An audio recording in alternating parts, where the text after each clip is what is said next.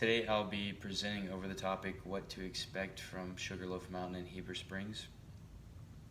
As a quick note, I have my speech prepared right here. It's on a chair, which I'm using as a podium, right in front of the camera, so I'll be looking down at it every now and then.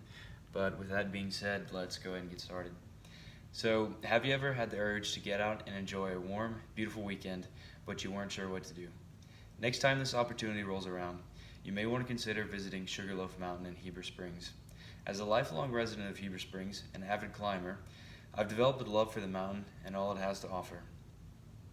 While climbing Sugarloaf, you can expect a culturally rich, inclusive, and clean experience. First, we'll talk about the rich history surrounding the mountain. And next, we'll talk about the options available for those who can't make the summit trek.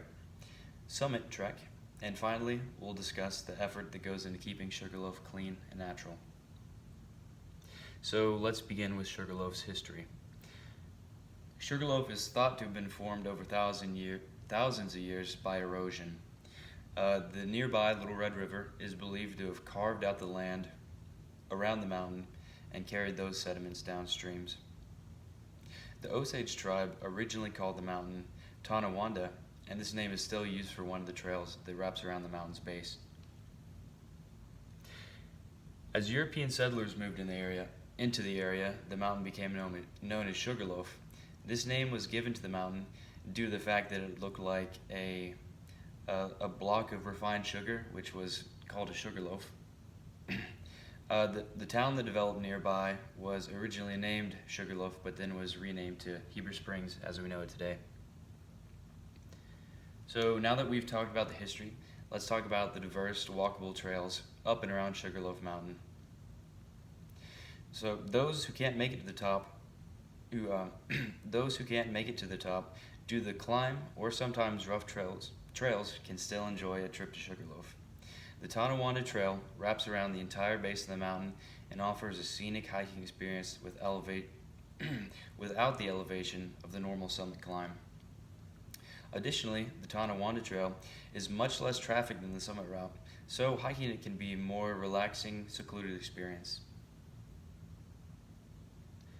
Sugarloaf also accommodates for anyone who prefers a paved hiking route. The Hidden Pond Trail is fully paved and leads to a small pond near the base of the mountain. This trail can be accessed by wheelchair and other walking aids, such as crutches, so everyone can get involved. So now that we've talked about the history and the various trails, let's talk about what's being done to keep the mountain clean.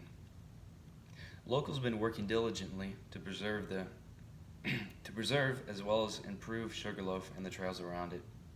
At one point, graffiti was common on the site, and nearly every large rock leading up the summit had graffiti on it. However, in 2007, the Sugarloaf Heritage Council was formed and led a coalition of local partners to help clean the graffiti off the mountain. Over the course of 2 years, the work of volunteers and donors were able to restore Sugarloaf nearly to its natural state by hours of hard work and dedication. Today, Sugarloaf is still the focus of many preservation efforts in Heber Springs and the surrounding area. For example, in recent years, the Little Red River cleanup has expanded to include Sugarloaf Mountain. During this cleanup each year, hundreds of pounds of trash are collected by volunteers in order to preserve the quality of the mountain. While climbing Sugarloaf, you can expect a culturally rich, inclusive, and clean experience. We've talked about the rich history surrounding the mountain. We've talked about the options available for those who are unable to make the summit trek. And to conclude, we've discussed the effort that goes into keeping Sugarloaf clean and natural. Climbing Sugarloaf can be a rewarding experience in so many ways. With that in mind, I hope to see you at the top, and thank you for listening.